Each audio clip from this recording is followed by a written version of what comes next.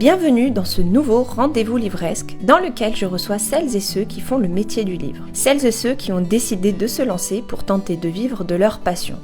Aujourd'hui, je reçois Maëva, cofondatrice de Lire & Co, une librairie d'occasion. Dans cet échange, elle va nous parler de ce projet ambitieux créé avec son papa, qu'est Lire & Co. Comment elle a su rebondir suite à son licenciement économique, sa vision de la librairie, comment réussir à travailler en famille, les doutes, les réussites et ses conseils pour se lancer à son tour. Je vous souhaite une bonne écoute. Bonjour Maëva. Bonjour Amélie. Et merci d'avoir répondu à la positive pour ce rendez-vous livresque. Alors pour ceux qui ne te connaissent pas, tu es éditrice, tu as été éditrice, Oui. Tu as écrit 3 romans, Oui. tu as été libraire France Loisirs et aujourd'hui tu es à la tête de Lire & Co qui est une librairie d'occasion. C'est ça. Mais chez Lire & Co, t'es pas toute seule, il y a aussi ton papa, Oui. Amédée, ancien artisan peintre. Oui, tout à fait. Donc rien à voir avec l'univers du livre. Du tout. Donc moi, ma première question, c'est comment un père et sa fille, d'un univers pro totalement différent, se retrouvent à créer une librairie d'occasion. C'est parce qu'en fait, quand j'étais libraire France Loisirs, j'avais beaucoup de clients qui me disaient que les livres, en fait, une fois lus, ils ne savaient pas quoi en faire. Et donc, du coup, la plupart partaient à la déchetterie. Et là, je me suis dit, le drame, il y a forcément une solution à trouver, il y a quelque chose à faire, et il faut sauver, en fait, ces livres. Ouais. Et donc, du coup, j'en ai parlé à mon père, puisque voilà, je vois mes parents souvent. Et de là, on s'est dit, écoute, c'est lui qui m'a dit, pourquoi pas lancer quelque chose là-dessus. On va essayer de trouver une solution pour ces livres et trouver de nouveaux lecteurs. Donc c'est ton père qui Oui. n'est pas du tout de l'univers du livre, Oui. qui a eu l'idée. Voilà, et qui Ok. m'a dit, là, il y a quelque chose à faire, il faut qu'on se lance. Et donc, du coup, pendant 2 ans, j'ai étudié le projet. J'ai fait une étude de marché de plus de 40 pages. J'ai essayé de voir un petit peu où je mettais les pieds, même si, effectivement, j'étais dans le monde de l'édition, j'avais été auteur. Et puis j'étais libraire, donc j'avais cette passion en fait du livre. Et donc là, petit à petit, j'ai découvert plein de choses. C'est 150 millions de livres qui partent en pilon en Ouais. France chaque année. Enfin voilà, il y avait quelque chose à faire pour les sauver. Et donc ça a mis 2 ans. On a porté le projet, on a été accompagné par la CCI d'Aubenas. Et petit à petit, du coup, effectivement, l'idée de Lire & Co est née. Ouais. Le plus dur, c'était de trouver le nom et puis après de se lancer. Et une Ouais. fois qu'on était lancé, on a eu beaucoup d'appels. Le projet a été porté en fait par tout le monde et il a été très publicité. Et là, voilà, petit à petit, ça se développe. Ok, donc du coup, Lire & Co, si tu peux nous en parler un petit peu, présenter ce que c'est, ce que vous faites, etc. En fait, on est donc une librairie d'occasion familiale, donc située au Teil en Ardèche, et on propose un service de récupération de livres, sur tout le secteur donc de Rome-Ardèche, auprès d'associations, de bibliothèques, de particuliers. Nous, une fois donc on récupère les livres, on les vérifie tous, on les nettoie, on les trie. Ceux qui sont abîmés, donc ils partent en pâte à papier, on les fait recycler donc à 20 km de notre local, donc à la Covette à Roussas. Et ceux qui sont en bon état, on les propose à la vente à notre local, donc à la librairie, qui est ouverte 4 jours par semaine, et également donc sur notre site internet. Nous, on n'est pas donc ni une recyclerie ni une ressourcerie, on est vraiment une librairie d'occasion. Depuis le mois de septembre, on propose également des livres neufs, sur lesquels on a 5% de remise, et donc voilà, c'est complémentaire aussi, le neuf et l'occasion. Donc on a de plus en plus de monde, donc petit à petit, ça se développe. Donc c'est un joli projet, et Oui. vous êtes que 2 dessus, donc toi et ton papa. Voilà, et là, depuis peu, on a accueilli donc Chiara donc, au mois de septembre, qui gère donc toute la partie communication. Okay. Donc elle me fait les visuels, elle gère donc la newsletter. On a un peu plus de 1400 personnes qui nous suivent. Et donc voilà, ça nous permet aussi de nous développer sur les réseaux sociaux. Parce que du coup, le livre d'occasion, c'est quand même complètement différent que le livre neuf, livre neuf, que toi tu connaissais déjà. C'est ça. Est-ce que quand même, je suppose que ton bagage de libraire, ancienne éditrice, etc., t'a quand même aidé, Oui, ou complètement. pas du tout, Si. ou c'est vraiment différent l'occasion du neuf? Alors oui, l'occasion du neuf, c'est sûr, c'est différent, ça répond pas tout à fait aux mêmes problématiques. Ouais. C'est complémentaire dans le sens où il y a des gens donc, qui ne vont vouloir que du neuf. Moi, à l'occasion, quand on m'en parlait, au début, je pensais aux vieux livres, en fait. Oui. Voilà, comme je te disais la dernière fois, qui étaient dans le grenier des grands-parents, au truc avec beaucoup de poussière et tout, mais qui n'étaient plus d'actualité, qui ne valaient pas le coup. Mais alors, pas du tout, quoi. Et j'ai découvert ça quand j'ai mis le pied, quand petit à petit, on a développé Lire & Co. Les livres d'occasion, c'est des livres qui ont été lus une fois, qui sont souvent en très bon état. Des livres, des fois, qui sont sortis la semaine passée, comme des livres très anciens. On trouve des pépites. À chaque fois, quand on ouvre les cartons, parce qu'on fait les récupérations chez des particuliers, des fois, c'est des livres qui sont là depuis 10, 15, 20 ans, qui n'ont pas bougé. On trouve des Pléiades, on trouve des livres qui vont de 1625 jusqu'à des choses qui sont sorties la semaine précédente. Il y a de tout. Et en fait, c'est un monde différent, mais c'est hyper passionnant. Le livre d'occasion, quand tu t'ouvres un livre qui a 400 ans, Là, tu te dis, mais quand même, il y a vraiment un côté historique, c'est incroyable. Ouais. Mais du coup, quand vous t'ouvrez des cartons comme ça, justement, où il y a plein de livres, etc. Du coup, comment vous faites le tri, entre guillemets, comment dire, toi tu restes, toi tu t'en vas. Et oui, alors au début, c'était un peu compliqué parce qu'effectivement, on n'avait pas cette expertise, notamment historique, là, qui nous manque actuellement. Donc maintenant, tous les livres qui sont anciens ou qui ont peut-être du potentiel, effectivement, sur, tu vois, par exemple, des vieux livres illustrés, des choses comme ça qui peuvent plaire aussi à des collectionneurs. Ça, pour l'instant, on les met dans des cartons. Comme ça, on n'y touche pas, mais au moins ils sont à l'abri. On les met dans un endroit où il n'y a pas d'humidité, rien du tout. Et après, donc les livres plus récents, on a donc tout ce qui est sélection du Rider Digest, tu sais, des livres des années 80 qui par contre ne sont plus lus actuellement. Ou les livres qui sont abîmés, ça on sait qu'on les fait directement recycler en pâte à papier. Par contre, les livres qui sont en bon état, ceux qui sont en bibliothèque, on les met essentiellement pour notre foire aux livres, puisqu'on l'organise une fois par mois. C'est des livres qui sont entre 50 centimes et 2 €, donc ça permet de faire le plein et de rendre aussi la lecture accessible à tout le monde. Et après, les livres qui sont par contre en bon état plus récents, on les met sur notre site et donc à la librairie aussi. Ouais, c'est un gros travail au final. Ouais, à deux, c'est beaucoup de boulot. On gère tout, du coup, que ce soit la communication, la comptabilité, nos tournées de récupération, la vente, etc. Les expéditions, puisqu'on expédie dans toute l'Europe depuis début 2023, donc on ne s'ennuie pas, ça c'est sûr. Ah ouais, tu m'étonnes. C'est un gros chantier du coup. Et du coup, donc, quand tu as quitté de force un petit peu France Loisirs. Ça a fermé, Puisque on a fait partie de la même liquidation judiciaire du groupe France Loisirs, etc. Cette idée, elle est venue après? Ou est-ce que déjà avant, tu réfléchissais à tout ça? Déjà avant. On en avait parlé avec papa donc dès début 2019. Et donc en fait, moi j'ai mis 2 ans à monter le projet pour accompagner donc avec la CCI, etc. Et pour le coup, ça a été un peu les planètes qui étaient alignées puisque j'ai été licenciée en décembre 2021, donc le 21 décembre. Et le 15, on avait les clés du local. Ah oui. Donc voilà, tout s'est fait en même temps. Pour moi, en fait, le licenciement économique, ça a été une grande chance. Ça m'a permis aussi d'avoir des formations qui ont été financées par Pôle emploi. Et donc, pour le coup, ça a été mes business angels, en fait, finalement, pour le coup. Puisque j'ai fait une formation donc en WordPress. WordPress, c'est là donc où on a notre site, en marketing digital et en SEO. Ce qui nous permet aussi de développer petit à petit nos ventes sur le site. Donc c'était une grande chance. Mais c'est bien, je trouve, d'entendre que la liquidation judiciaire a été finalement positive. Des fois, ça peut être positif. Oui, parce que souvent, quand on entend liquidation judiciaire, déjà, ça fait un peu peur, le mot, quand même. Et puis, souvent, derrière, beaucoup ont du mal à se relever, ou se disent, mais maintenant, qu'est-ce que je vais faire? Et au final, toi, ça a été vraiment une opportunité, une chance, quoi. Moi, ça a été une grande chance, puisque j'avais vraiment ce projet-là, en plus, qui me tenait à cœur. Et s'il n'y avait pas eu, justement, cette liquidation judiciaire, je ne sais pas s'il y aurait eu l'IRENCO. Parce qu'en fait, des fois, c'est des choses comme ça qui nous poussent. Parce que moi, je suis beaucoup dans la sécurité.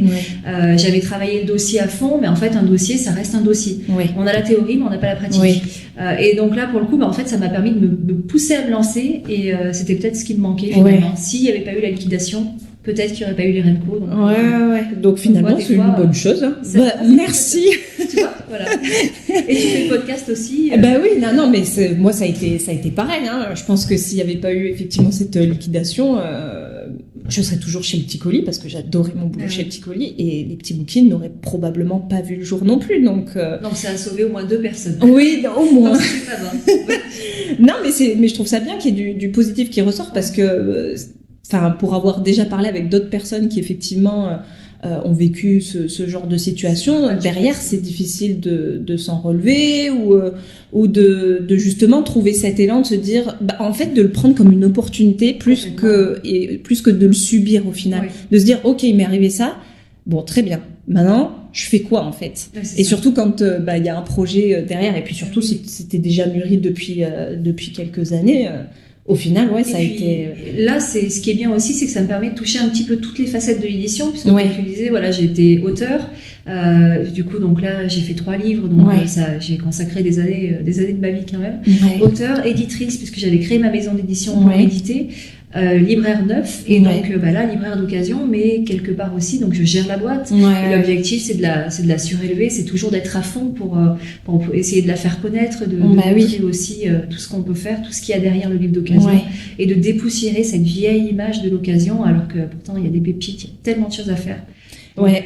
Bah, c'est vrai que quand on pense... Alors maintenant peut-être un peu moins, mais c'est vrai que pendant un moment, et moi la première, c'est vrai que quand on pense livre d'occasion, on pense brocante, Complètement. Et tout, alors, ce genre de choses. Mais non, mais c'est bien, enfin surtout par les temps qui courent avec le prix des livres, franchement. Quand il y a des livres qui sortent à 24 €, c'est ça. La plupart, les grands formats sont à 6. Ah, oui. Sauf qu'il y a des choses qui sont récentes à 8-9 €, mais on est au minimum moitié moins cher. Et c'est grâce aussi aux dons des livres, aux dons que l'on a des particuliers, des associations, des bibliothèques. Et en fait, pour tout dire, quand on a démarré, on avait demandé à ce qu'il y ait un article qui paraisse un dimanche. Et de là, ça a explosé. Pendant 6 mois, on a eu énormément de contacts pour ne faire que de la récupération. C'est fou. Et en 2 ans, on a récupéré plus de 140 000 livres. On a sauvé de la déchetterie. On a fait recycler 60 tonnes de livres en pâte à papier, sachant qu'on a réduit au maximum cette récupération-là parce que malheureusement on manque de place et aussi de temps. Mais on a ce projet d'agrandissement où on va pouvoir en sauver encore plus, rendre encore plus la lecture accessible, proposer plein de contenus qui vont répondre aussi aux besoins des lecteurs. Et il y a plein de choses à faire sur le livre et quand on est passionné, après ça le rend passionnant aussi. Forcément. Donc, ça aide. Donc ça c'est chouette. Donc là, on est vraiment sur un projet familial, donc vraiment un père et sa fille. Est-ce que vous avez rencontré des difficultés particulières, puisque je suppose que c'est pas la même chose de construire une société avec un associé lambda qu'avec son papa? Et bien justement, ça c'est la question aussi qu'on nous a le plus posée quand tu vois on a commencé à louer le local pour la pépinière, etc. C'est la première question, c'était mais est-ce que vous allez bien vous entendre? Et en fait pour le coup c'est vrai que moi j'avais aidé mon père des fois sur des chantiers ou quoi, mais j'avais jamais vraiment travaillé avec lui. Et en fait ce qui est bien c'est qu'on n'a jamais eu une seule engueulade en 2 ans. Ah ouais. Parce qu'en fait, on est pareil. On a la même façon de travailler. Alors, on triche un peu parce que forcément, il m'a éduquée. Donc, du coup, c'est plus facile. Ça aide aussi. Mais je sais que je peux compter sur lui, pour compter sur moi. En fait, ça, de suite, cette confiance-là, elle est passée parce qu'on se connaît. Oui, c'est vrai. Et puis, je sais que voilà, on sait où aller au niveau des retranchements de chacun. Et on a une super entente, en fait. Donc c'est vrai que c'est super. Vous arrivez quand même à séparer le pro du perso, ou est-ce que l'Irenco est un peu trop ancré dans la vie perso? L'Irenco est totalement ancré dans la vie perso. On mange l'Irenco, on boit l'Irenco et on dort l'Irenco. Donc, et non, parce qu'en fait, on fait les petites semaines, on fait 60 heures, les bonnes semaines, on en fait 80. Donc non, l'Irenco, c'est tout le temps. Au repas de Noël, on a parlé. Alors, on a essayé de pas trop parler de l'Irenco, puisqu'elle est bien présente. Mais quand tu travailles en fait tous les jours depuis 2 ans et demi, parce qu'on n'a pas de repos jamais. Donc en fait, c'est tout le temps présent. J'ai la chance d'avoir un compagnon qui comprend aussi ça, parce que ses parents étaient artisans. Mon père était artisan, on les voyait jamais. Quand en fait, surtout avant l'époque, ils n'avaient pas de vacances, ils n'avaient pas de temps libre, ils n'avaient rien du tout. Donc on fait partie de cette génération aussi où on se rend compte du travail aussi qu'il y a à faire pour mener à bien des projets. Et pour le coup, faire des heures, c'est pas un problème. Après, là, petit à petit, effectivement, on voit que la société prend de l'ampleur et on a envie de prendre un peu du recul et puis voilà, prendre quelques jours, de couper un petit peu. Donc, quels ont été justement dans la construction de ce projet l'Irenco, c'est quoi qui a été le plus difficile? Est-ce que justement ça a été ce côté pro-perso, ce côté père-fille, ou est-ce que ça a été vraiment des difficultés liées à l'entrepreneuriat et à l'entreprise pure et dure? C'est vrai qu'au début, c'est est-ce qu'on va réussir à trouver assez de livres? Est-ce qu'on va avoir la clientèle? Est-ce qu'on va payer nos charges? Parce que les charges, dès que tu crées ta boîte, elles te tombent dessus de suite. Donc ça, on le voit pas toujours, mais effectivement, c'est des choses qui inquiètent. On a mis 2 ans, la boîte a 2 ans et demi, on a mis 2 ans à pouvoir se verser un salaire, puisque on faisait attention à l'équilibre aussi financier de la société, pour ne pas la mettre en péril. Donc ça, c'est des questions aussi au départ qui te bouffent un petit peu quand même. À chaque étape, en fait, c'est ce qui est bien aussi, c'est ce qui nous tient, c'est ce qui nous permet de développer tout ça, mais à chaque étape, il y a ces inquiétudes de savoir est-ce que dans 6 mois on sera encore là, est-ce que voilà, donc on se bat pour ça, mais c'est ce qui fait aussi l'entrepreneuriat et c'est ce qui nous booste aussi. Sans ça, on n'aurait peut-être pas toutes ces idées qui se développent et puis ces envies-là. Donc et c'est pas trop obsessionnel justement? Si, complètement. Parce que en fait, tu te dis que tant que c'est bête aussi, mais c'est totalement financier aussi. Tant que tu dis que t'as pas tant d'argent sur le compte pour être tranquille, être sûr que pendant 2 mois tu peux payer tes charges, tu vois, t'as de l'avance. Tu sais pas si dans quelques mois tu seras encore là, donc t'as cette envie de te battre aussi, mais c'est toujours de l'inquiétude de toute façon. Donc, mais est-ce que quand t'atteins un objectif, tu te dis ok, mon objectif il est atteint, je peux souffler ou bah non. Du coup, tu te dis, ok. Bon, alors c'est quoi le prochain? Mais oui, c'est ça. C'est quoi la prochaine étape? Ouais. En fait, ça ne s'arrête jamais. Non, parce que alors nous aussi, c'est ce qui est pas simple avec le livre d'occasion, parce qu'au départ, je me suis dit, mais pourquoi il y en a pas de partout? Oui. Des Lirenco. C'est vrai. Donc il y a des recyclivres, il y en a dans les grandes villes, mais il n'y en a pas dans le monde rural. La Drôme Ardèche, on est les seuls. Pourquoi? Parce qu'en fait, c'est très compliqué et d'avoir de la place, et d'avoir du temps, et tu vois, et plein de choses. En fait, nous là, ce qui nous manque à l'heure actuelle, c'est un espace de stockage, parce que on a 3 locaux de 100 mètres carrés, mais les 3 sont pleins. Tu l'as vu, t'en as vu 2 déjà, ils sont pas mal. Parce que on manque de temps, on manque de personnel, etc. Et donc là, pour nous, la prochaine étape, ça va être d'aller chercher des fonds, donc de réaliser une levée de fonds et de faire valoriser la société, puisque sans ça, en fait, on sera totalement bloqué d'ici peu et on ne pourra plus récupérer les livres. Donc oui, après il y a ce manque de place et de temps aussi pour. Et justement, vous n'y avez pas pensé à franchiser Lirenco?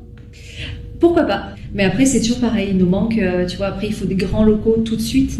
En fait, c'est ça, c'est que l'Irenco ne permet pas un développement petit à petit. Soit on reste comme on est là, soit on se développe en gros. Et dans ces cas-là, il faut un très gros local. Donc là, on parle de 1000 mètres carrés, tu vois, ça change des 3 fois 100 mètres carrés qu'on a. On parle d'un plus gros site internet. Donc là, de suite, c'est des dizaines de milliers d'euros d'investissement. On parle d'une grosse visibilité, un gros budget communication. Donc de suite, là, on parle de beaucoup de récupération de livres. Donc c'est 4 à 5 camions qui tournent avec 4 à 5 personnes en permanence. Et donc, c'est soit tout petit, soit très gros. On n'a pas d'étape au milieu. Ce qui est bien aussi avec le livre, et surtout quand, tu vois, on en parlait quand on est passionné aussi, c'est qu'après on a plein d'idées qui fusent. On a plein de choses, on veut tout développer d'un coup, alors on peut pas, malheureusement, mais c'est pas les idées qui manquent. Donc après, une fois que l'Irenco aura grossi, pourquoi pas. Ça, c'est vrai que c'est le gros problème. Alors moi, je sais que c'est un très très gros problème chez moi, c'est qu'il y a tellement d'idées qui fusent, mais comme tu dis, quand on est passionné, moi j'ai des carnets de notes, mais remplis, je dis, ah oui, ça ce serait trop bien, ah oui, ça aussi c'est trop bien. Et tu dis, non mais Amélie, calme-toi, en fait, déjà t'es toute seule, tu n'as que 24 heures dans une journée, malheureusement. Donc il y a un moment donné, tu peux pas tout faire. Et c'est vrai que ça, c'est le problème. J'en ai discuté avec 2-3 personnes sur Instagram qui veulent se lancer ou qui sont en cours de lancement et qui effectivement sont un peu pareils. Ils disent, ouais, mais j'ai plein d'idées, je veux faire ça. Je dis, oh, on se calme. Alors c'est moi qui dis ça, alors que je suis la première à partir dans tous les sens. Je dis, on se calme. Commence déjà par une idée. C'est ça. Et puis ensuite, tu verras ce qui se passe, tu vois. Le plus dur, c'est de choisir l'idée et ensuite de la développer et d'être sûr, en fait, de son développement et d'être à fond, quoi. Et du coup, justement, comment vous avez su que c'était la bonne idée? En fait, on était lancés et comme je disais, du coup, on avait le projet, on avait tout. Et ce que je disais à mon père, si je le crée pas maintenant, j'aurais toujours cette frustration de ne pas l'avoir créé parce que je sens qu'il y a du potentiel, que ça peut marcher, qu'il y a quelque chose à faire avec ces livres et qu'il faut arrêter de tout jeter comme ça, c'est pas possible. Et donc là, c'est ce qui m'a rassurée aussi, on était un peu les seuls sur le marché, donc là je me suis dit, allons-y, on fonce quoi. Et là, effectivement, pour l'instant, on n'a pas eu tort. Donc c'est ce qui est bien aussi. Non, c'est une bonne chose. Et puis comme tu dis, la frustration de ne pas l'avoir fait, et ça c'est vrai que ça revient à chaque fois dans les podcasts, je le dis à chaque fois, je me répète, je suis désolée, mais ça revient tout le temps, cette idée de je veux pas regretter d'avoir eu cette idée et de pas aller être au bout de mon idée pour voir si ça fonctionne ou pas. Même si ça fonctionne pas, tant pis, au moins je suis allée voir ce qui se passait, quoi. Au moins on teste et puis au pire des cas on retombe toujours sur nos pattes de toute façon. Quand on est travailleur, quand on est bosseur et que on a la niaque, après de toute façon on finit toujours par trouver. Et puis la passion. Et là surtout là c'est la passion. J'en parlais justement avec c'est avec qui j'en parlais, mais c'est sorti dans un podcast là dernièrement où elle me disait en fait j'ai pas l'impression de travailler. En fait c'est naturel, en fait, j'ai pas l'impression tout le monde dit mais arrête de travailler, mais je ne travaille pas en fait. Mais juste quand on est dans notre bulle, c'est ça complètement. Et c'est ce qui nous fait aussi tenir parce que si on n'était pas passionné on aurait lâché, je pense. Donc après, on a le retour aussi des clients qui est très positif. On n'a jamais eu un retour négatif. Ils sont super contents et de l'accueil parce que c'est familial. Tu vois, quand on fait les foires aux livres, on offre le café, on discute avec les gens. Enfin, c'est cette attache aussi là. Quand on aime les livres, souvent on aime aussi l'humain. On aime partager, on aime discuter et puis on aime dire ce qu'on ressent aussi par rapport aux livres qu'on a déjà lus. Et c'est tout ce qu'on veut créer après pour l'IRENCO. Ouais, je suis d'accord. Là, pour le coup, pour 2025, on a ce projet aussi d'ouverture de librairie Salon-Thé, donc sur le Teil, dans le centre-ville du Teil. Et ce qu'on veut, en fait, c'était pas juste une librairie. Le Salon-Thé, c'est pas ce qui va être le plus gros de notre travail. On aura 30-40 mètres carrés. Mais en fait, ça va être un lieu d'échange, un lieu convivial, un lieu de partage. Et c'est ça, en fait, qu'on veut. Et ce que je te disais la dernière fois, quand on a des foires aux livres, on a des gens qui ne se connaissent pas du tout. Ils parlent, on arrive en plein milieu de la conversation, t'as l'impression qu'ils se connaissent depuis 10 ans, qu'ils se sont toujours connus des fois, et alors que non, juste ils partagent le goût de la lecture. C'est ça qui est bien, la passion, en fait. Ouais, c'est ça, c'est se retrouver autour d'une même passion commune au final, et puis surtout que en plus, le livre, ça a vraiment ce côté très cocooning, très bienveillant, positif. C'est vraiment une sorte de communauté, de secte. C'est ça. Livresque. Donc il y a vraiment ce côté humain et chaleureux, et du coup je pense que toute société à bon entendeur, toute société qui veut se lancer dans l'univers du livre, s'il n'y a pas ce côté humain et chaleureux, ça casse en fait. Et si tu veux, nous, quand on envoie, tu vois, nos colis, on fait attention toujours à... même quand on vend là nos livres, on les propose, on fait attention à l'état du livre. On fait attention, tu vois, au colis, que ça ne s'abîme pas ni rien. On met des petits mots, tu vois, des fois, on met toujours nos marque-pages, etc. Et un jour, je reçois, donc c'est une cliente qui venait de commander pour la première fois, donc maintenant c'est une cliente régulière. Elle m'envoie un petit message sur Facebook, elle me dit, mais enfin, quand je reçois une commande de livre, parce qu'elle avait commandé dans plein d'endroits et tout, elle me dit, enfin, je reçois l'amour du livre, cette passion, parce que vous êtes une entreprise familiale, parce que quand je vois votre site, du coup, j'ai l'impression que c'est ma famille qui a créé le truc, et voilà, le livre est arrivé en super bon état, le colis, enfin, c'était nickel, quoi, donc après, il y a cet amour du livre qui se ressent aussi. Après, je pense que ça peut aussi un peu faire peur. Tu vois, moi, au début, quand j'ai créé les petits books-in, je l'ai créé beaucoup aussi, avec beaucoup de distance. Je me montrais pas trop, alors que pourtant je suis très à l'aise. Enfin, j'avais mon compte Instagram, je faisais des vidéos, donc j'ai aucun mal à me montrer. Donc vraiment, c'est pas ça le problème. Mais j'avais vraiment ce truc de me dire, il faut pas qu'on soit trop copains avec les clients, tu vois ce que je veux dire? Mais parce que peut-être aussi, on m'avait aussi enfermé là-dedans, tu vois, quand j'étais chez le Petit Colis, me disait non, tu partages surtout pas que tu travailles au Petit Colis sur ton compte Instagram. On ne devait pas savoir, c'était genre secret défense. C'est confidentiel. On ne devait surtout pas savoir, je devais pas parler du Petit Colis, je devais pas partager les box, c'était vraiment secret défense. Et je n'ai jamais compris pourquoi, elle n'a jamais voulu m'expliquer. Parce qu'il voulait cette distance avec les clients. Oui, je pense qu'il y avait de ça, et en fait moi c'est quelque chose que je n'ai jamais compris, et du coup quand j'ai créé les petits books-in, je suis allée dans cette démarche là, et en fait je me dis mais non, en fait ça marche pas. Et puis c'est pas ce que les gens recherchent en plus. Là justement ils cherchent à être liés, à avoir une communauté aussi, à suivre du coup. Et c'est ça, et du coup petit à petit je me dis non, en fait je vais faire mes petites vidéos comme je fais d'habitude. Il y a des clientes que je tutoie, on se tutoie parce qu'elles m'ont tutoyé en premier, donc je me dis ok, cool. Ça me dérange pas à partir du moment où ça reste respectueux. Et puis pareil, parce que j'ai pareil sur les petits books-in, petite partie, petite librairie, dès que j'envoie des livres ou quoi que ce soit, c'est pareil, je mets toujours un petit marque-page ou des petits cadeaux en plus, un petit mot, mais parce que ça me semble normal en fait, et c'est vrai qu'on perd beaucoup de ça, on veut trop prendre de la distance, parce que je sais pas trop, on a peur. Je sais pas, mais c'est ces grands groupes en fait souvent justement qui mettent de la distance. On est habitué à ça, et puis à ce côté digital, etc. Et alors que pas du tout. Et pas plus tard qu'hier, j'ai envoyé un mail personnalisé, tu sais, pour notamment le suivi des colis, etc. Et j'ai un client, je te montrerai, qui m'a répondu, mais quelle agréable surprise Maëva, parce que je signe par mon prénom. Quelle agréable surprise Maëva de recevoir un mail personnalisé, ça m'a touché, machin. Et il m'a fait un long message, mais moi-même ça m'a touché. Du coup, je me suis dit c'est chouette, tu vois, c'est pas. Voilà, ils les lisent et puis ça leur fait plaisir, et en fait moi je veux pas de distance.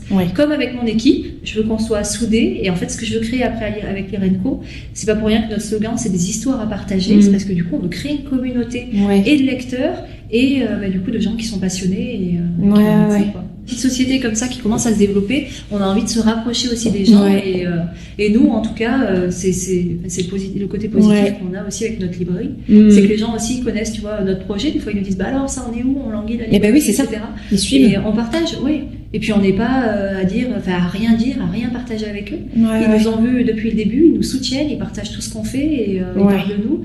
Nous, là, on est en zone artisanale, on a du monde tous les jours. Ouais. Et on fait, là, actuellement, on est à peu près à 50-55% de notre chiffre d'affaires réalisé dans un local en zone artisanale. Parce que les gens sont contents, ils en parlent, c'est plus long, mais ça fait effet boule de neige et aujourd'hui, ça nous permet de vivre. Ouais. Oh non, c'est que des choses positives. Donc, du coup, on va aller un petit peu sur des choses négatives. Je vais y aller. Non, sans parler vraiment de négatif. Mais est-ce qu'il y a un moment donné ça fait 2 ans déjà, l'Irenco, dans la création ou même encore aujourd'hui, des moments où tu as douté, où tu t'es dit non mais là en fait je vais pas pouvoir continuer. Ça a été quoi tes plus gros doutes à toi? Alors, nous, en fait, c'était juste, au départ, c'était financier. Déjà, c'était pouvoir trouver les livres. Ensuite, trouver les clients. Après, c'était financier de savoir si nous, on pourra en vivre. Et en fait, non, c'est que des fois, t'es surmené, quoi. Parce que t'es dépassé par le truc, en fait, simplement. Quand le site a commencé à marcher de plus en plus, alors, d'un coup, si tu veux, on avait quelques commandes, et puis ça s'est mis à exploser de plus en plus. Et là, en fait, tu touches plus terre, quoi. Parce que à Noël, t'es seul à gérer toute la communication, les plannings, les papiers, les commandes fournisseurs, les clients, t'as un livre qui arrive pas, du coup t'as un client et tu cours de partout. Et quand t'enchaînes, que t'as la fatigue, t'as tout, et que tu penses qu'à ça, que tu te réveilles la nuit, effectivement là tu te dis mais est-ce que je suis pas allée au bout du truc, quoi. Est-ce que je vais pouvoir continuer longtemps? Et après, heureusement, tu as la passion qui revient, et c'est pour ça aussi que c'est essentiel, je trouve, quand tu crées quelque chose, d'avoir cette passion et puis la connaissance de tout ce que tu as créé aussi petit à petit. Mais heureusement, tu as cette passion qui te tient, et là tu te dis non, mais c'est quand même un beau projet, ça vaut le coup. Des fois, tu vois, pour te rassurer, moi c'est ce que je fais, je vais voir un peu les avis des clients, ça paraît bête. Et là tu te dis super accueil, chaleureux, il va m'aider, ils sont super, machin. Et là, ça te rassure aussi. Et des fois, on a besoin de ça, en fait. Pour se dire, on n'a pas créé quelque chose qui est dans le vide, on a créé quelque chose qui a du sens. On a offert aussi une vie à tous ces livres, et ça permet de donner du sens. Et le sens, c'est essentiel pour continuer. Donc, heureusement qu'il y a ça aussi des fois. Pour toi, c'est important de mettre du sens dans ce que tu fais. Complètement, oui. Et puis d'avoir ce côté partage. Et puis de toute façon, ce qu'on fait, la base, l'essence de l'Irenco, c'est de donner du sens. Parce que tous ces livres qui partaient à la déchetterie alors qu'ils étaient impecables, ça n'a pas de sens. Et on est là en permanence, on est dans ces livres pilonnés chaque année, 150 millions en France, c'est juste gigantesque. Et c'est insensé. On produit alors qu'on manque de papier, on manque de tout, et on manque d'énergie. Et après, ils te disent de faire attention, mais en fait, tout ce qui est gaspillé, mais c'est gigantesque. Donc petit à petit, l'Irenco apporte aussi sa petite pierre à l'édifice. Et du coup, quand tu as ces moments un peu de doute où tu te dis non mais là c'est plus possible, donc effectivement tu as la passion qui revient, mais comment justement tu arrives à pas craquer et te dire non mais là physiquement je peux plus, moralement je peux plus. Alors ça par contre, j'ai jamais eu le truc où je me suis dit je suis au bout du bout, tu vois. Quand si par exemple je vais tomber au fond un petit peu, tu vois, du gouffre, je remonte de suite. Parce qu'en fait j'ai cette niaque, j'ai cette envie en fait de mener aussi l'Irenco à bien, parce qu'il y a plein de projets, et parce que si demain ça s'arrêtait, je t'avoue que je le prendrais très mal. Et puis c'est le caractère aussi qui fait que je suis, alors je sais pas si c'est parce que je suis poisson et que les poissons sont optimistes, mais pour le coup j'ai toujours eu cet optimisme là. Ça m'a mené du coup tu vois à créer aussi le projet pour les livres, etc. Je suis allée au bout en fait. J'ai vraiment envie d'aller au bout des choses. Je suis pas quelqu'un qui va attaquer, alors certes j'ai plein d'idées à développer, mais je suis pas quelqu'un qui va attaquer 50 000 trucs et jamais aller au bout des choses. C'est pas mon concept. Après j'ai créé quelque chose qui, je sais pas, c'est la niaque en fait qui me tient, et puis j'ai ce projet vraiment à cœur, c'est dans les tripes, vraiment, parce que l'Irenco, comme je te dis, je me vois pas l'arrêter demain si c'est pas possible. Ça fait partie de ma vie, et je sais qu'il y a des obstacles, on en a eu, où des fois effectivement ça te fait réfléchir et tu te demandes comment tu vas faire, mais je me suis jamais dit et là si j'ai arrêté, quoi. Des fois je l'ai pensé et puis j'ai vite enlevé ça, et puis après si tu te le dis tous les jours, effectivement là après tu réfléchis, tu te dis qu'il faut que tu arrêtes, mais non, je suis vraiment dans ce truc où plus il y a de difficultés et plus je vais avoir la hargne d'y arriver, tu vois, c'est au final c'est comme ça que tu as amené l'Irenco où il en est aujourd'hui, et peut-être que si tu avais justement pas eu cette hargne et cette motivation, peut-être que tu serais pas allé aussi loin, tu vois. Donc d'un côté, c'est pas plus mal. Il y a quoi? Il y a 2 ans en arrière, donc je discutais parce qu'on est en pépinière d'entreprise, donc il y a plein d'entrepreneurs, etc. Et puis donc on avait juste nous envie, on voulait pas plus pour l'Irenco, si tu veux, on voulait un petit site comme ça où il y a quelques commandes, mais surtout on voulait créer ce lieu d'échange, cette librairie. On avait vraiment ça en tête. Et puis je discute avec un entrepreneur et il me dit oui mais après. Je dis comment ça après? Et ben il me dit l'Irenco c'est quoi dans 10 ans, dans 5 ans? Je dis c'est ma petite librairie. Il me dit non mais il y a pas plus. Je dis comment ça il y a pas plus? Je dis c'est super déjà, c'est un super projet. Et il me dit non. Il me dit réfléchis à cette question, il me dit est-ce qu'il y a pas plus? Il me dit réfléchis-y. Et là, je me suis dit, mais oui. Et en fait, il a pas tort. Mais l'Irenco, c'est bien plus que ça. Puis, en fait, j'ai toutes ces idées que je peux finalement retravailler et puis proposer après sur notre prochain site. Et en fait, si, il y avait plus. Mais si tu veux, après, il y avait au début aussi ce manque de confiance. C'est ce que je te disais la dernière fois. Je pense que les hommes ont moins ces barrières-là. Je pense que c'est plus des femmes où effectivement on ose moins entreprendre. T'as eu ce syndrome de l'imposteur? Oui, complètement. J'ai encore. Ça se manifeste comment, du coup? Ça peut être dans les choses de tous les jours, où tu vois, par exemple, ne serait-ce qu'avec l'entrepreneur quand on avait discuté, où je me rends compte que je me mets des barrières et que j'ai l'impression de pas être à ma place. Alors que, en fait, si, totalement. L'Irenco est là parce que aussi on l'a créé, on l'a amené là avec papa. C'est pas venu là tout seul, mais ça prend des semaines, des mois, des années à comprendre. Que ça c'est grâce à toi quoi aussi. Et des fois il faut s'autosatisfaire, tu vois. Ouais, c'est compliqué hein. Mais oui, c'est difficile d'assumer, de se dire je suis une bête de meuf en fait. Je suis warrior. Non mais c'est vrai. Mais c'est difficile. Je sais que moi personnellement, quand on me demande ce que je fais dans la vie, j'ai beaucoup de mal à dire je suis chef d'entreprise. Ah ouais? Ça a du mal à sortir de ma bouche, comme si c'était une insulte. Mais c'est ça. Mais au début, oui. En fait, on n'assume pas. Après, par contre, tu le dis avec fierté. Parce que tu vois que toutes les portes que tu t'es pris dans la tronche, ça t'a forgé et c'était finalement pas là pour rien. Parce que c'est ça aussi le travail d'entrepreneur. Il y a rien qui est facile, hein, jamais. Quand t'es salarié, ça l'est pas non plus. Mais en fait, moi, je voulais créer ma société, je voulais devenir entrepreneur parce qu'il y a eu cette phrase de François Zir qui m'a dit on ne paie pas pour réfléchir. Et là, je me suis dit mais c'est pas du tout mon concept. Moi, je veux plus en fait. Quand j'ai une idée, je vais pouvoir aller au-delà. Et je vais pouvoir aller au bout et je me plante, je m'en prendrai qu'à moi-même. Mais si ça réussit. Et en fait, c'est souvent ce côté-là qu'on voit, je vais me planter. C'est vrai. On va essayer d'aller au bout et de se dire, là, ça peut marcher. Et effectivement, après, tu as les retours des clients, des gens qui sont ravis qu'on ait monté le projet et après, tu regrettes rien. De toute façon, souvent, on s'imagine des choses... on s'imagine toujours pire que... mais même dans la vie perso, hein. Et dans l'entrepreneuriat, c'est encore pire, je trouve. Et des fois, ça vient mettre effectivement des sortes de barrières. C'est ça. Où on se dit, non, mais là, si je fais ça, ça va pas marcher.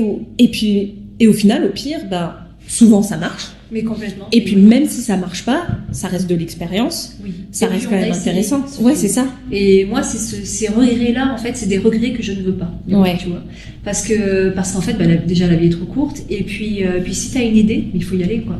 Si tu crois en ton idée, qu'il y a du potentiel et que c'est au fond de toi et que tu sens que tu peux y arriver, il faut se lancer.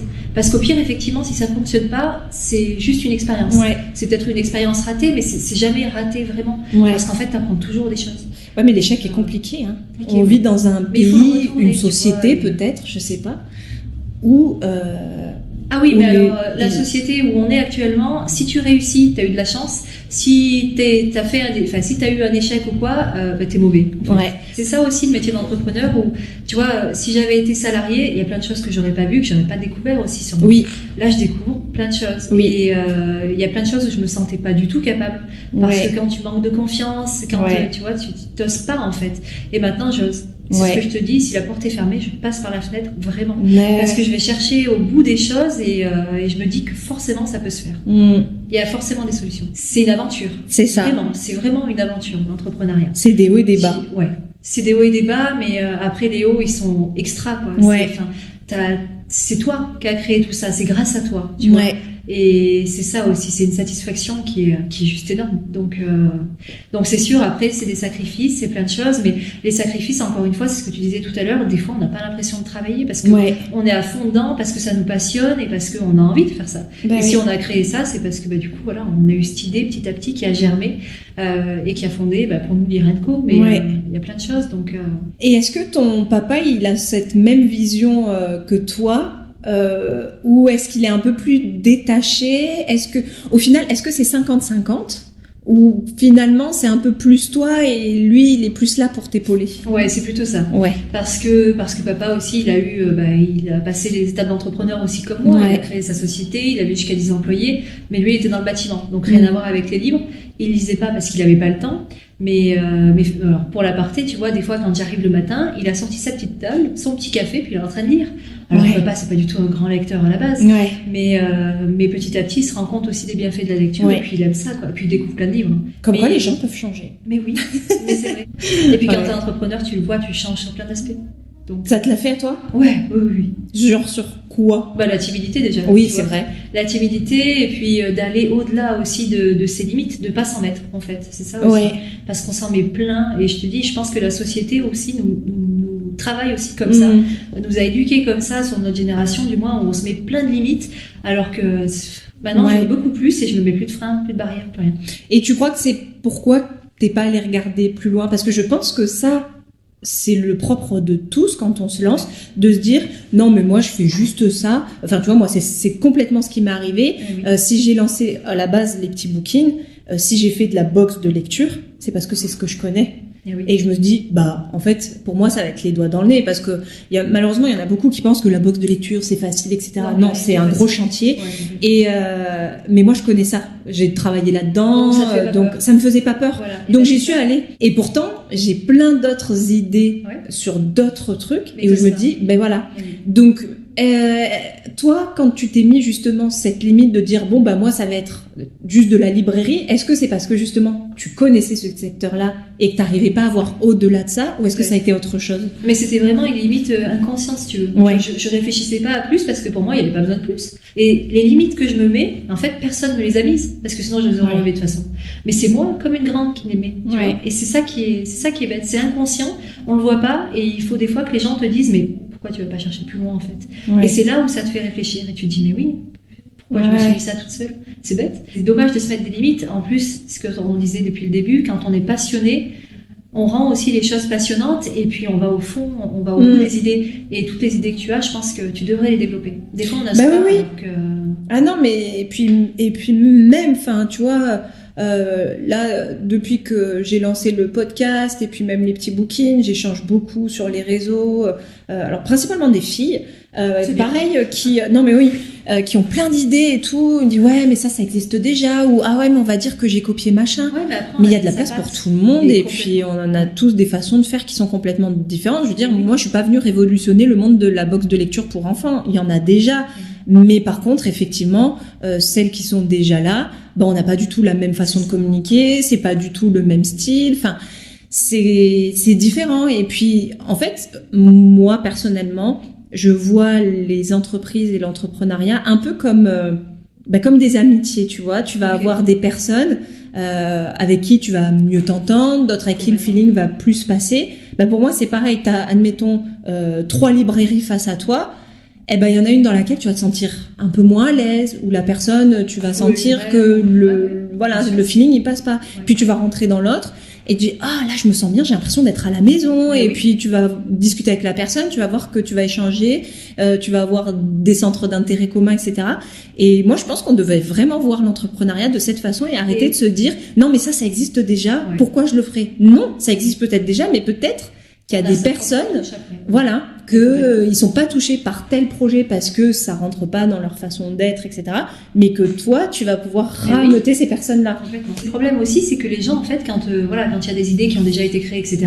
Après, c'est sûr, moi, j'ai pas inventé l'eau chaude non plus. Ce qu'on fait, ça existe dans des grandes villes. C'est juste que ça n'existait pas ici. C'est ça. Si ça avait existé ici, peut-être que je l'aurais pas fait comme ça, du moins.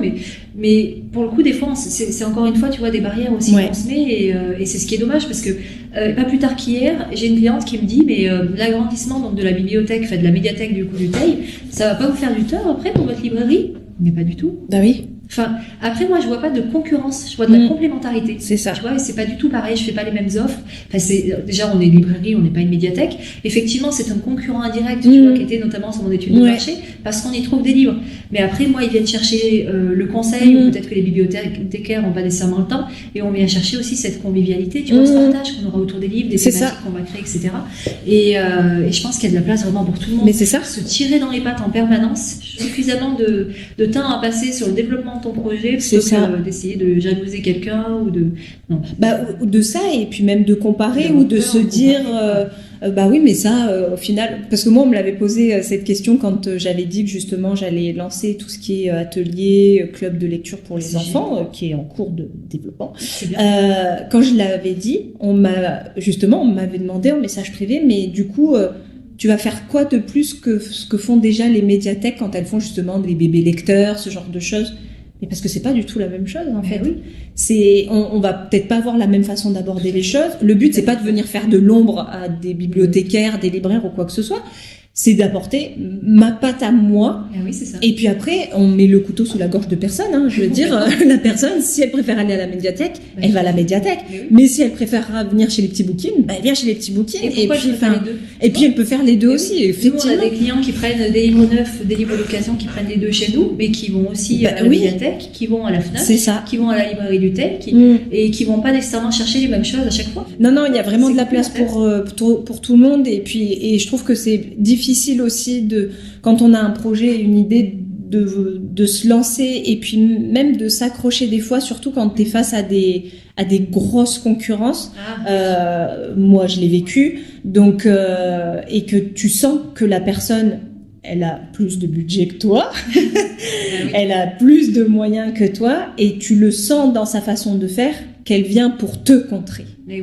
Et ça, je trouve que c'est difficile parce que tu te dis, ouais, en fait, moi, je suis juste là pour faire mon petit projet. En fait, laissez-moi tranquille. Et du coup, c'est difficile après de se relancer, ou même les personnes qui veulent lancer leur projet, qui se disent, ah ouais, mais il y a déjà 7 personnes. En plus, c'est quand même un gros compte, c'est quand même une grosse société. Moi, je vais faire quoi avec ma petite société, tu vois? Après, dans ces cas-là, le problème, c'est que tu fais plus rien, quoi. Par exemple, le milieu du livre, c'est ultra concurrentiel. Ultra concurrentiel. Pour le coup, si j'avais vu que la concurrence, parce qu'effectivement, ça a été l'un des gros points sur l'étude de marché qui a fait peur aussi, parce que tu te dis, est-ce que j'ai de la place? Est-ce qu'il y a de la place pour moi? Et après, la place, j'ai envie de te dire que tu te la crées. C'est ça. T'apportes quelque chose de différent, et là, tu vois, nous, les gens qui viennent, ils n'ont pas envie d'acheter sur Internet. Soit parce qu'ils sont âgés, parce qu'ils ont peur de se faire pirater, etc. Soit parce qu'ils ont envie de ce lien aussi social, soit parce que, du coup, nous, on n'est pas une recyclerie, pas une ressourcerie, on est une vraie librairie, parce qu'on apporte une différence. Dans de l'occasion, on fait aussi service de récupération. On a apporté aussi des touches, tu vois, différentes. Cette convivialité, le fait qu'on soit familial, qu'on ait des valeurs, et du coup, ça plaît, aux gens. Et après, c'est à toi, j'ai envie de te dire, tu vois, à créer aussi ta touche. C'est ça. Les gens vont venir pas juste pour les petits bouquins, ils vont venir pour Amélie, qui a créé les non, mais complètement. Mais oui. Les questions que je garde toujours pour la fin, la première, c'est aujourd'hui, pour toi, avec Lirenco, c'est quoi ta plus grande réussite, la chose dont tu es le plus fier, si tu devais retenir une chose de ton aventure? Déjà, d'avoir créé quelque chose avec papa. Ça, c'est chouette parce qu'en fait, quand j'étais petite, je le voyais jamais. Il avait sa boîte, donc en fait, il travaillait du lundi au dimanche, on partait jamais en vacances. Et donc, d'avoir créé quelque chose comme ça et de partager ça avec lui, ça, je trouve ça chouette. Et après, du coup, le deuxième, donc je déborde un peu, mais ça reste même avec la relation, c'est la relation client. En fait, c'est le retour des gens. Quand, tu vois, pour le mail, il a trouvé ça génial pour le mail personnalisé. Quand il nous laisse des petits commentaires sur notre page Google ou quoi pour nous dire, il y a un accueil super, ils sont hyper chaleureux, le travail est top, les livres sont propres, ils sont bien rangés et tout. Ça, en fait, c'est la satisfaction de notre travail qui est bien fait. Et pour le coup, ça, c'est génial. Parce qu'on dit, on n'a pas fait ça pour rien, quoi. Donc, le retour des gens et c'est quand même beaucoup le côté humain qui revient chez toi. Oh, totalement, oui. On fait ça aussi pour ça, en fait. Et c'est rigolo parce qu'au final, je trouve qu'il y a un paradoxe qui est très rigolo dans la lecture. C'est qu'il y a effectivement un côté humain convivial dans le partage, alors que pourtant, la lecture, c'est quand même une activité qui est très solitaire. Oui, complètement, Mais c'est qu'en fait, on lit. Tu finis ton livre, mais tu as envie de le partager. Après, tu as envie de dire, voilà, moi j'ai trouvé ça bien, mais toi, t'en as pensé quoi? C'est pas, donc c'est intime au début, c'est individuel en fait. Et après, tu as envie de ce partage. Non, ça m'a toujours fait rire que ce soit une activité aussi solitaire, parce que c'est vrai que quand on lit, moi quand je lis, j'aime bien être tranquille, personnellement. Donc, mais alors que pourtant, c'est vraiment, c'est souvent le côté humain, partage qui revient beaucoup. Regarde quand, ne serait-ce qu'avec ton fils, quand je pense que tu lis les histoires de soir, tu vois, c'est ce partage-là en fait. Et il y a plein d'enfants qui, une fois qu'ils y ont goûté, ils n'ont plus envie d'arrêter. C'est ça. Et ils ont envie de continuer à partager ces moments-là. C'est des moments précieux aussi. Ils grandissent, les lectures grandissent. Et c'est un partage essentiel en fait. Et pour l'enfant et pour les parents. Ouais. Et c'est vrai que le livre, c'est tellement plus qu'un livre, quoi. C'est des souvenirs, c'est du partage, c'est des rencontres, c'est plein de choses. Non, c'est très beau. Lisez des livres. Ah oui. Voilà. plein. Joël Dicker, il l'a dit dans un podcast il n'y a pas longtemps. Ah bah Lisez des livres, c'est très bon pour la santé. Complètement. Non, ça a été prouvé en plus. Ça développe l'imaginaire, ça prend aussi du recul aussi sur soi. Regarde Raphaël Giordano. Tu sais, avec son premier livre, et ben c'est pareil, en fait, les gens ont appris des choses sur eux. Il y a des romans initiatiques comme ça aussi qui bouleversent, les Paolo Coelho, les choses comme ça, et pour le coup, c'est essentiel, quoi. Ah bah oui, non mais c'est vrai, ça me fait penser justement à Laurent Gounel, que j'aime beaucoup. C'est un peu grâce à lui que je me suis lancée justement dans l'entrepreneuriat, en tout cas que j'ai commencé à y penser, parce que je me suis lancée là il y a pas longtemps. J'avais déjà fait une petite tentative il y a quelques années, et c'est grâce à la lecture d'un roman justement de Laurent Gounel qui est L'homme qui voulait être heureux. Et je pense que je l'ai lu à une période de ma vie où j'avais besoin qu'on me foute un coup de pied au derrière. Et en fait, je l'ai lu, j'ai refermé le livre, je dis waouh, la claque. Non mais ouais, et t'as vraiment et c'est ce qui est bien dans la lecture et ce que beaucoup de gens ne comprennent pas, parce que beaucoup ne voient pas, ils voient que la partie lire une histoire, mais c'est tellement plus que ça. Il y a certains livres qui viennent vraiment changer la vie. Ah mais complètement, mais je pense qu'ils voient surtout cette perte de temps en fait. Ils doivent se dire mais c'est qu'une perte de temps, ça sert à rien. Et si en fait t'apprends plein de choses et c'est... Est-ce que t'en as justement des personnes qui sont venues par curiosité chez vous et vous avez réussi un petit peu à convaincre en disant, et que vous revoyez, ou ils viennent juste comme ça par curiosité? Alors, souvent en fait c'est les maris qui traînent un peu la patte et qui accompagnent leurs femmes par gentillesse, qui en fait sont là mais ils en peuvent plus, quoi. Ils sont entourés de livres et 10 fois dans les rayons ils vont dire mais moi de toute façon je lis pas. Donc là c'est délicat. Alors des fois on arrive à faire une conversion vers style des BD ou alors des documents historiques. Souvent les hommes aiment beaucoup ça. Mais alors là il faut toucher la corde sensible sur une période en particulier. Mais oui non, souvent c'est plus dur. Attention, une question difficile encore. Et attention, t'as le droit qu'à un seul cette fois-ci. Je t'ai déjà laissé un joker, tu ne fais pas une seconde, d'accord? Si tu devais, même si je pense savoir ce que tu vas me répondre, au bout de plus d'une heure de podcast, si tu devais résumer Lire & Co en un seul mot. Moi, demain, je parle de Lire & Co. On me dit oui, mais c'est quoi Lire & Co? Je dois dire un seul mot pour le traduire. T'as envie qu'on retienne quoi de Lire & Co? Quand on parle de Lire & Co, quand on vient vivre l'expérience Lire & Co, quand on ressort de là, tu veux qu'on retienne quoi? La convivialité. Ok. Ouais. C'est la convivialité. Après, sur le site, quand les gens commandent, j'ai envie qu'ils ressentent cette passion. Là, à l'heure actuelle, c'est pas trop possible parce que bon, on n'a qu'un site de vente en ligne. Mais après, je veux vraiment qu'il y ait cette passion du livre, en fait, que ce soit pas juste un site commun. Ce sera, tu vois, la touche que je vais apporter. Donc des sites, il y en a plein, mais des sites qui vont être comme ce que Lire & Co va être, il n'y en aura qu'un. C'est tout ce que je souhaite. Et franchement, mais non, mais vous avez vraiment des beaux projets et c'est chouette parce que je trouve qu'on ressent vraiment. En fait, ce qui est bien dans votre projet et que j'aime beaucoup, c'est qu'on ressent pas, même s'il y est forcément toujours, le côté business. Parce qu'il y a toujours un côté business. Forcément. Alors, mais c'est l'objectif. C'est que là, si tu veux, en plus, on est un peu plus sûr de nous parce qu'effectivement, maintenant, on sait que... Parce que c'est ça aussi, c'est que tu vois, quand j'étais licenciée, je savais que j'avais 2 ans devant moi pour lancer la boîte. Mais après, arrivé aux 2 ans, tu te dis, bon, il n'y a plus de parachute, quoi. Donc là, il faut se lancer. Est-ce que la boîte va tenir? Là, pour l'instant, bon, c'est le cas. Ouf, mais effectivement, après, une fois qu'on a passé cette étape, tu sais, un peu animale de se dire, est-ce qu'on va pouvoir manger, quoi. Une fois qu'on a passé ça, après, il y a cette passion qui revient et on a vraiment envie de... C'est un projet, c'est au fond de nous et...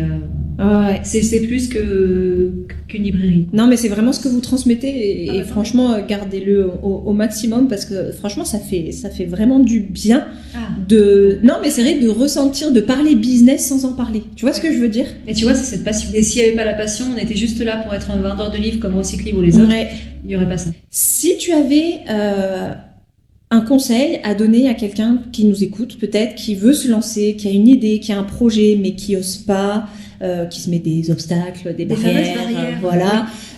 Ou peut-être, parce que ça arrive, souvent ça c'est revenu aussi, qu'il n'y a pas forcément l'entourage, parce qu'on n'a pas la chance de tous être bien entourés et d'avoir des personnes qui nous boostent. Voilà, quelqu'un qui a envie de se lancer, mais qui est bloqué. Quel conseil tu donnerais? D'être accompagné. Enfin déjà, En fait, comme je te disais, moi j'étais beaucoup dans la sécurité. Parce qu'effectivement, quand tu quittes un emploi salarié et que tu crées ta boîte, tu te jettes un peu dans le vide et tu sais pas ce qui t'attend derrière. Et tu as toujours les factures qui tombent. Donc là, c'est des fois plus délicat. Mais en fait, ce qui a été le déclic aussi, si tu veux, moi j'avais le projet, j'avais l'étude de marché que j'ai bossé à fond. J'avais ce niaque-là et ce potentiel que je ressentais. Et je me suis dit, mais c'est quoi la prochaine étape? Et là, ça a duré des semaines où j'étais bloquée. Comment on fait pour le reste? Ok, je vais créer la boîte, j'immatricule la société, je fais quoi après? Et là, pour le coup, je remercie grandement la CCI. Ok. Chambre de commerce et d'industrie, il y en a de partout. Moi, j'ai été accompagnée par celle de Bena, par Monsieur Deves, au cas où s'il se reconnaît, et ça a été essentiel, essentiel vraiment. Parce qu'en fait, donc j'ai suivi une petite formation qui faisait donc les 5 jours pour entreprendre, mais c'est surtout qu'il y a cet accompagnement-là, et t'en as besoin quand tu crées quelque chose, parce qu'il y a plein de choses que tu sais pas, que tu vois pas, et si t'es pas accompagné, si tu fais pas cette démarche-là, t'iras pas, ça va rester à l'étape du projet, et malheureusement, t'iras pas plus loin. Donc quand t'as peur, quand t'as des barrières, fais-toi accompagner. Au moins, eux, ils te disent aussi dans l'accompagnement ce que vaut ton projet, tu vois, par rapport à l'étude de marché. Ils vont pouvoir aussi le tester un petit peu. C'est un peu un tout petit incubateur, en gros. Et ils vont te dire si ça peut être viable ou pas. Et là, ils t'accompagnent jusqu'au bout, jusqu'à la création. Ils peuvent être là après. Nous, on a eu la chance ensuite d'intégrer la pépinière d'entreprise. Donc, ils sont très présents aussi. Donc, dès qu'on a une question, une interrogation, des peurs, finalement, ils nous accompagnent. Et en fait, cet accompagnement, je pense que c'est essentiel. On n'en serait pas là si on n'avait pas eu ça. Eh ben, écoute, merci pour ce conseil. Avec plaisir. Et qu'est-ce qu'on peut aujourd'hui souhaiter à l'IRENCO pour la suite? Qu'est-ce qu'on peut te souhaiter à toi, à ton papa, à la société? Bon, alors papa qui prenne sa retraite. Et moi j'ai envie vraiment d'avoir une équipe soudée pour m'aider à développer tout le projet. Donc bien sûr de trouver les investisseurs pour réussir à développer tout ça, mais d'avoir une plateforme logistique sur laquelle on va pouvoir expédier tous nos colis et créer cette plateforme qui va nous aider à développer aussi les ventes pour le site, à avoir un site et à avoir cette communauté de lecteurs qui va être essentielle aussi pour porter le projet. Donc il y a plein de projets qu'on a envie de mener à bien et j'espère que ça va se faire. Eh ben on va suivre ça de très très près. Ah super. Bon écoute, merci beaucoup Maëva pour ce rendez-vous livresque qui était très très intéressant. J'ai appris plein de choses. Je pense que beaucoup vont apprendre plein de choses. C'était hyper positif, optimiste, motivant. Donc vraiment merci beaucoup. Plein de bonnes choses pour l'IRENCO. Et puis on va suivre tout ça de très près. Super. Merci beaucoup Maëva. Merci. Merci d'avoir écouté ce rendez-vous livresque. N'hésitez pas à aller découvrir les épisodes précédents, les différents parcours, et nous, on se retrouve dans un prochain épisode.